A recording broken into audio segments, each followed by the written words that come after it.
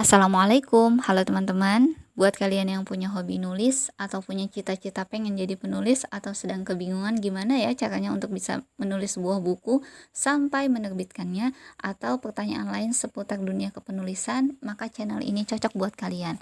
Karena di channel ini kita akan sama-sama berbagi tentang langkah-langkah untuk menjadi seorang penulis. Di video ini saya akan membahas perbedaan antara self-publishing, penerbitan indie, dan penerbitan mayor. Ini adalah pertanyaan yang sering banget ditanyakan oleh teman-teman yang sudah memiliki naskah dan ingin menerbitkan bukunya, tapi masih kebingungan dalam memutuskan atau mengambil langkah, ini naskahnya mau diterbitkan secara self-publishing kah, atau dengan menggunakan jasa penerbit indie, ataupun melalui penerbit mayor. Baik, langsung kita bahas satu-satu saja. Yang pertama adalah self-publishing. Apa itu self-publishing? Singkatnya, self-publishing ini adalah penerbitan atau publikasi sebuah buku yang dilakukan langsung oleh penulisnya. Jadi dalam self-publishing, teman-teman penulis ini bertugas sebagai pelaku sekaligus penanggung jawab keseluruhan proses dari penulisan buku sampai buku itu menjadi buku fisik yang bisa dibaca oleh banyak orang. Semuanya dilakukan oleh penulis, atau bisa juga bekerja sama mungkin dengan organisasi tempat dia bernaung atau dengan komunitas gitu. Cuman tanpa melibatkan kerjasama dengan penerbit sama sekali. Jadi dalam self-publishing ini teman-teman penulis itu selain mempersiapkan naskah juga mempersiapkan hal-hal pracetak lainnya, meliputi dari editing misalnya atau pemeriksaan aksara. Setelah itu juga mempersiapkan layoutnya, teman-teman penulis juga yang mempersiapkan desain covernya, teman-teman yang menentukan kapan jadwal PO, berapa harga bukunya, bahkan teman-teman yang datang sendiri ke percetakan, teman-teman yang tahu modalnya berapa, teman-teman yang kemudian menjual bukunya, teman-teman yang menentukan harga jualnya berapa. Jadi semuanya dilakukan secara mandiri dan dilakukan semuanya oleh penulis itu sendiri. Yang kedua adalah penerbitan indie. Nah, dalam penerbitan indie ini, penulis bekerja sama dengan sebuah perusahaan penerbitan yang menyediakan paket penerbitan indie. Apa sih maksudnya indie? Jadi indie ini adalah proses penerbitan buku tanpa melalui seleksi penerbitan. Jadi teman-teman kalau pengen menerbitkan buku tapi nggak pengen melalui seleksi naskah, maka teman-teman bisa mengikuti kerjasama dengan penerbit indie ini. Jadi kalau tadi di self publishing teman-teman mempersiapkan semuanya sendiri, dari editing sendiri, layout sendiri, desain PO semuanya dilakukan sendiri, maka dengan penerbit indie ini teman-teman jadi memiliki partner. Jadi penerbitan indie ini sangat membantu teman-teman yang ingin menerbitkan bukunya dalam waktu yang relatif lebih cepat, tapi memiliki keterbatasan dalam hal yang tadi, layoutnya, memiliki keterbatasan dalam desain dan sebagainya.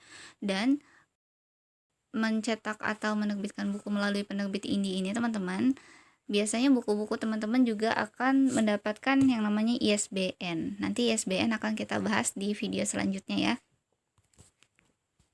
Artinya buku teman-teman sudah memiliki izin baik secara di perpustakaan daerah maupun di perpustakaan nasional melalui perantara penerbit indie tadi.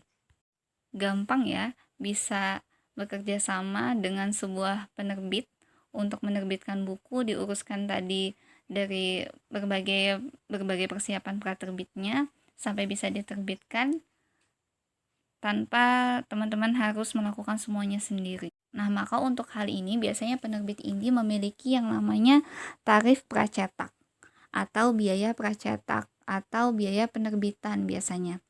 Biaya penerbitan ini tadi meliputi yang tadi itu semua, desain, layout, editing, pengurusan penerbitan, dan lain-lain. Nah, di dalam penerbit indie ini biasanya masih memiliki beberapa paket lagi di dalamnya. Dari yang paket standar sampai yang paket, katakanlah paket eksklusif gitu ya. Paket standar itu biasanya begini.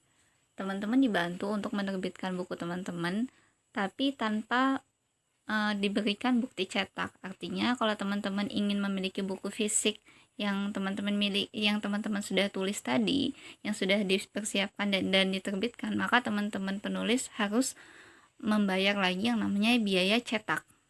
Ada lagi paket-paket lain di mana teman-teman penulis akan mendapatkan bukti buku terbit dalam bentuk buku yang tercetak dari 1, 5, 10, ya itu semua nanti akan tergantung dari paketan yang teman-teman pilih di penerbit indie tadi. Dan tentunya biaya antara satu paket dengan paket yang lain pasti berbeda. Antara yang standar sampai yang eksklusif itu pasti beda. Yang teman-teman dapat buku terbitnya sama yang teman-teman tidak mendapatkan sama sekali pasti beda. Dalam penerbitan indie untuk selanjutnya pencetakan buku yang sudah tulis tadi yang sudah siap untuk dipasarkan menjadi tanggung jawab dari penulis ya. Jadi dibebankan kepada penulis. Jadi teman-teman penulis bersama dengan penerbit indie bisa membuka PO atau pre-order.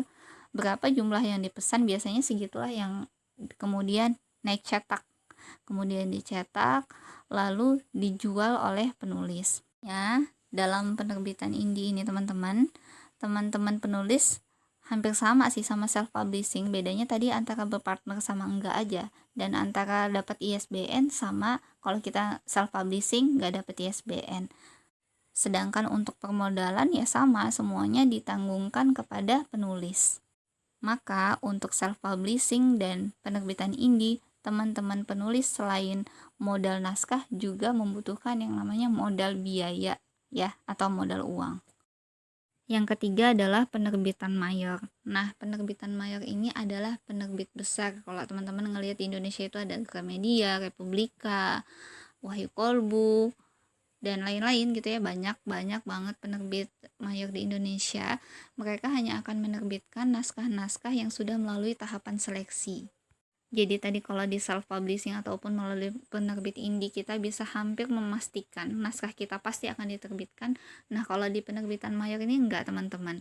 Teman-teman harus melewati seleksi dulu dengan redaksi, harus naskah teman-teman akan dibaca dulu layak terbit atau enggak, bisa dipertimbangkan atau enggak, bahkan kemungkinan ditolak itu ada gitu ya, bahkan cukup besar karena sangat banyaknya naskah yang masuk ke meja redaksi.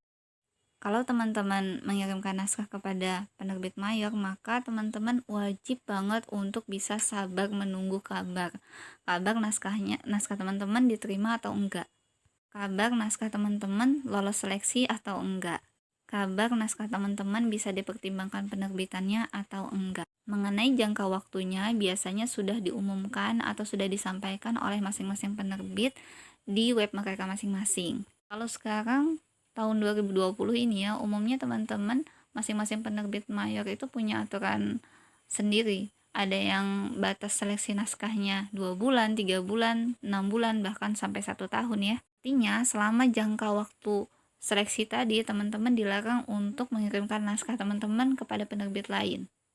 Ya, karena itu tadi ya, itu yang disebut dengan masa seleksi naskah. Jadi kalau di penerbit mayor ini teman-teman nggak bisa kayak di self publishing atau di penerbitan indie, kita bisa menentukan saya mau terbitnya bulan ini, tanggal ini, mau naik cetaknya kapan dan sebagainya, nggak bisa. Kalau di penerbit mayor teman-teman emang mesti mengikuti aturan yang sudah ditetapkan oleh perusahaan. Dan jika naskah teman-teman ternyata dinyatakan lolos seleksi penerbitan, maka teman-teman akan dihubungi oleh redaksi dari penerbit mayor tersebut. Biasanya lolos atau nggak lolos sih dikabarin ya, dinyatakan naskah teman-teman lolos atau tidak lolos. Langkah selanjutnya teman-teman akan menerima yang namanya surat kontrak penerbitan antara perusahaan penerbitan dengan penulis itu sendiri. Nah, setelah kedua belah pihak sepakat, maka akan dilakukan proses penerbitan buku dari persiapan cetak sampai perizinannya dan sampai buku teman-teman bisa dicetak. Semuanya disiapkan oleh penerbit. Jadi teman-teman tinggal menunggu saja. Lalu hal lain lagi yang sangat membedakan antara penerbit mayor dengan penerbit indie maupun dengan self publishing adalah kalau buku teman-teman bisa diterbitkan melalui penerbit mayor, maka buku teman-teman akan bisa dijual dalam jumlah massal, bisa dijual di berbagai toko buku dari jaringan buku Gramedia atau Gamas dan lain-lain. Kenapa? Karena jumlah buku yang dicetak biasanya jumlahnya tuh ribuan ya, kisaran 3.000, 5.000 bahkan lebih per satu kali naik cetak.